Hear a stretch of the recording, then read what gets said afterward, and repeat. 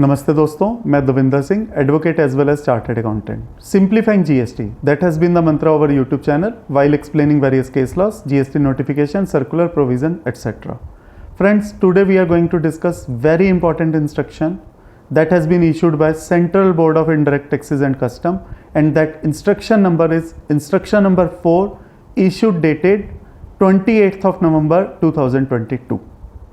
दोस्तों ये इंस्ट्रक्शन है इंस्ट्रक्शन नंबर 4, जिसको CBIC ने इशू किया है 28 नवंबर 2022 को, और ये इंस्ट्रक्शन जारी की गई है GST ऑफिशियल्स को, और उनको बताया गया है कि जिन रिफंड्स को विदहेल्ड कर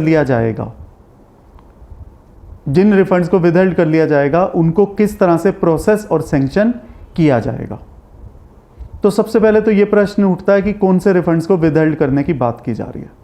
दोस्तों, अगर हम एक्सपोर्ट को सोचें तो दो तरह के हमें रिफंड ध्यान में आते हैं, एक एक्सपोर्ट ऑफ सर्विस और एक export of goods.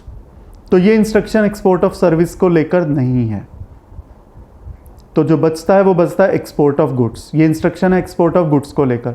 Export of goods की भी दो कंडीशन है, export of goods without payment of tax, export of goods with payment of tax. तो ये instruction export of goods without payment of tax को लेकर भी नहीं है. तो only option that is left is export of goods with payment of tax. ऐसे refund जिनको विदहेल्ड कर दिया गया है, जो एक्सपोर्ट ऑफ गुड्स हुए और विद पेमेंट ऑफ टैक्स हुए, ऐसे रिफंड जिनको विदहेल्ड कर दिया गया, उन रिफंड्स को कैसे प्रोसेस और सैंक्शन किया जाएगा. तो सबसे पहले मैं लीगल बैकग्राउंड फ्रेम करता हूं कि रिस्की एक्सपोर्टर के लिए DGARM एक संस्था बनी थी कि जो रिस्की एक्सपोर्टर है उसका रिफंड कैसे दिया जाएगा. 2020 में 2 SOP इसके लिए जारी किए गए थे, पर रूल 96 के अंदर चेंज हुआ. रूल 96 सब रूल 4 क्लॉज C के अंदर चेंज हुआ, जिसमें यह बताया गया कि अब कमिश्नर ऑफ द बोर्ड और any officer of the board, अगर उनका यह विचार बनता है कि किसी रिफंड को विदहेल्ड किया जाना चाहिए, तो वो रिफंड को विदहेल्ड कर सकते हैं ऑन द बेसिस ऑफ जो data analysis and risk parameter से अगर पता चलता है कि किसी व्यक्ति का, किसी एक्सपोर्टर का वेरिफिकेशन, या उसने जो उसका ITC बनता है वो किन व्यक्तियों से संबंधित है, मींस एक्सपोर्टर और उसके सप्लायर्स का.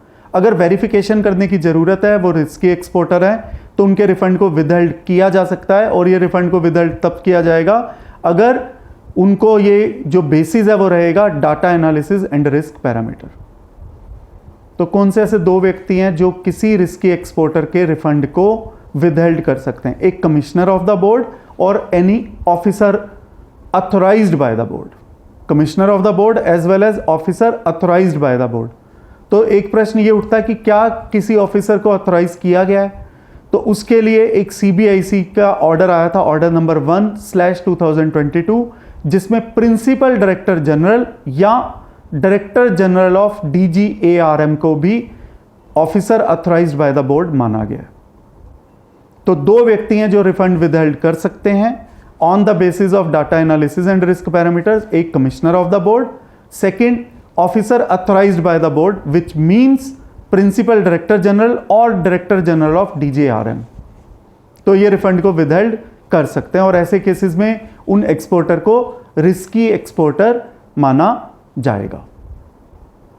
और इसी के सिलसिले में एक रूल 96 में सब रूल 5A भी इंसर्ट किया गया था. ऐसे केस में यह कहा गया था कि ऐसे केस में एक सिस्टम जनरेटेड RFD1 इशू की जाएगी. तो जनरली हम जो देखते हैं RFD 01 सप्लायर भरता अपना रिफंड लेने के लिए, पर रिस्की एक्सपोर्टर के केस में जो RFD 01 है वो किसके द्वारा जनरेट की जाएगी?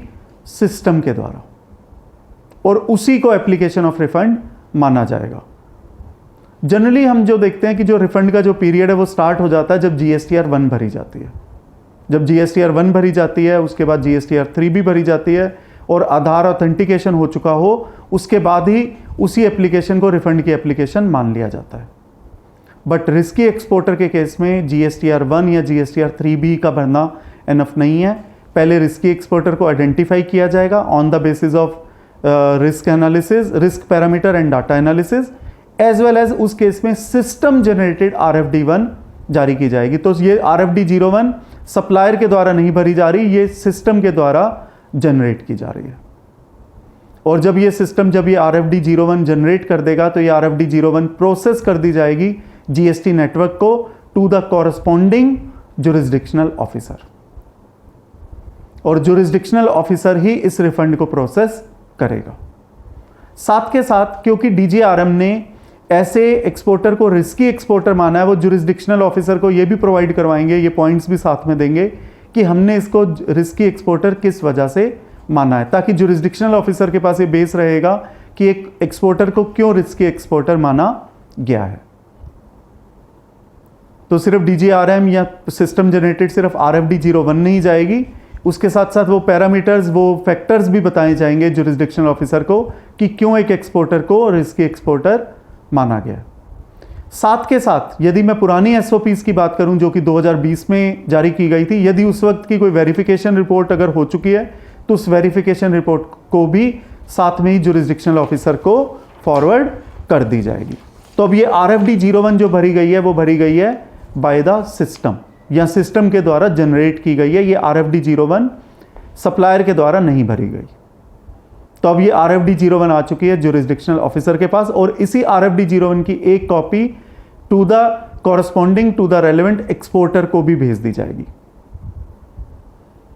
अब ये RFD 01 की कॉपी आ चुकी है जुरिस्डिक्शनल ऑफिसर के पास, और क्योंकि ये RFD 01 सिस्टम के द्वारा जनरेट किया गया है तो इस केस में कोई डेफिशिएंसी मेमो जनरेट नहीं किया जाएगा जुरिस्डिक्शनल ऑफिसर के द्वारा, जो कि जनरली जनरेट किया जाता है यदि कोई डेफिशिएंसी हो इन फॉर्म RFD 03।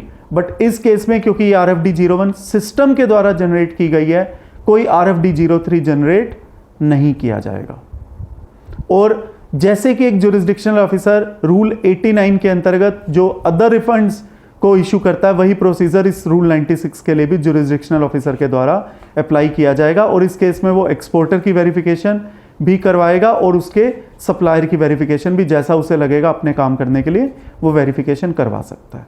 बट कोई डेफिशिएंसी मेमो इशू नहीं किया जाएगा RFD 01 के अगेंस्ट, तो कोई डेफिशिएंसी मेमो RFD 03 के अंतर्गत इशू नहीं किया जाएगा। पूरी अपनी कार्रवाई करने के बाद जुरिस्डिक्शनल ऑफिसर अपना या तो रिफंड को सैंक्शन कर देगा या रिजेक्ट कर देगा। दोनों ही केसेस में उसको RFD 06 जारी करना है, जो कि उसका एक स्पीकिंग ऑर्डर होगा, और वो RFD 06 इशू करेगा, या तो रिफंड को सैंक्शन कर देगा या रिफंड को रिजेक्ट कर देगा। दोनों ही केसेस में उसको एक फाइनल जो रूप है वो इसको देना जरूरी है RFD 06 के अंदर विद स्पीकिंग ऑर्डर। और कभी कभी ऐसा भी हो सकता है कि जुरिस्डिक्शनल ऑफिसर जो गिवन टाइम लिमिट में जिसमें रिफंड जारी करना होता है उस स्थिति में नहीं है कि वो रिफंड को जारी कर सके, उसको ज़्यादा समय लग रहा है, तो उसके पास ये भी एक पावर है कि वो सेक्शन 54 सबसेक्शन 11 का सहारा भी ले सकता है, जहां पर कमिश्नर के ओपिनियन की अप्रूवल के साथ, जहां पर कमिश्नर की अप्रूवल ओपिनियन होगी वहां पर रिफंड को फर्दर भी विदहेल्ड किया जा सकता है, जहां पर limit of 60 days will not apply. तो ये भी जुरिस्डिक्शनल ऑफिसर के पास एक ऑप्शन रहेगी कि वो अपनी फाइल को कमिश्नर के पास मूव कर सकता है, और यदि कमिश्नर की ओपिनियन होगी तो रिफंड को 60 दिन के बियॉन्ड भी रोका जा सकता है। साथ के साथ ही एक जुरिस्डिक्शनल ऑफिसर को अपनी एक फीडबैक भी देना होगा DGRM को GST नेटवर्क के ऊपर ही, कि इसके रिस्की एक्सपोर्टर का जो इसके ऊपर टैग लगा हुआ है इसको हटाया जाए या ना हटाया जाए, वो अपनी रिकमेंडेशन देगा, जिसके लिए अभी पोर्टल में जो रेलेवेंट चेंजेस हैं वो किए जाने बाकी हैं। हो सकता है वो चेंजेस बहुत जल्द कर दिए जाएं, या हो सकता है हो भी चुके हों, उसको ये भी बताना है। हाँ, DGRM की ये चॉइस है, क्योंकि ये सिर्फ रिकमेंडेशन है, स्टिल DGRM की चॉइस है कि वो रिस्की एक्सपोर्टर का टैग हटाएंगे या नहीं हटाएंगे, वो प्योरली डिपेंड करता है DGARM पर। और साथ के साथ जोनल कमिश्नर के ऊपर भी ये बात की रिस्पॉन्सिबिलिटी रखी गई है कि वो जुरिस्डिक्शनल ऑफिसर के काम को ध्यान में रखें, पूरा अपना वॉच रखें, क्योंकि रिफंड देने का मामला है, सरकारी पैसे का कहीं नुकसान ना हो जाए। तो अगली बार से यदि कोई व्यक्ति, यदि कोई सप्लायर एक्सपोर्ट ऑफ गुड्स करता है विद पेमेंट ऑफ टैक्स, तो वो रिस्की एक्सपोर्टर नहीं है, उसका रिफंड कस्टम के द्वारा जारी किया जाएगा। यदि रिस्की एक्सपोर्टर का टैग लग जाता है तो उसका रिफंड कस्टम के द्वारा नहीं दिया जाएगा। सिस्टम जनरेटेड एक RFD 01 जारी होगी, वो जुरिस्डिक्शनल ऑफिसर को दी जाएगी, वो RFD 03 इशू नहीं कर सकता, डेफिशिएंसी मेमो इशू नहीं कर सकता, उसको फाइनल ऑर्डर पास करना है RFD 06 में, चाहे रिफंड को अप्रूव करे चाहे रिफंड को रिजेक्ट करे। यदि वो गिवन टाइम लिमिट में अपने इस काम को नहीं कर सकता तो सेक्शन 54 सब सेक्शन 11 का सहारा भी लिया जा सकता है, जहाँ कमिश्नर की ओपिनियन होगी तो 60 दिन के बियॉन्ड भी जाया जा सकता है। और जब वो RFD 06 इशू करेगा जुरिस्डिक्शनल ऑफिसर, तो उसको अपनी रिकमेंडेशन भी देनी है कि इस एक्सपोर्टर को रिस्की टैग में रखा जाए या रिस्की टैग में ना रखा जाए। और साथ के साथ जोनल कमिश्नर के ऊपर भी ये रिस्पॉन्सिबिलिटी डाली गई है कि वो जुरिस्डिक्शनल ऑफिसर के काम पर अपनी नज़र रखें। वो ध्यान रखें कि जुरिस्डिक्शनल ऑफिसर किस तरह से काम कर रहा है, क्योंकि जो मामला है वो पैसे से संबंधित है, रिफंड से संबंधित है। गवर्नमेंट पैसे का कहीं भी नुकसान नहीं होना चाहिए। दोस्तों, मैं उम्मीद करता हूँ ये video manner of processing and sanction of IGST refund, जिनको रूल 96 सब रूल 4 क्लॉज C के अंतर्गत विदहेल्ड किया गया है, उसके प्रोसीजर को पूरे अच्छे तरीके से आपको एक्सप्लेन करता है। मैं उम्मीद करता हूँ ये वीडियो आपके बिजनेस एंडेवर्स के लिए और आपके प्रोफेशनल एंडेवर्स के लिए काफ़ी यूजफुल साबित होगा। धन्यवाद।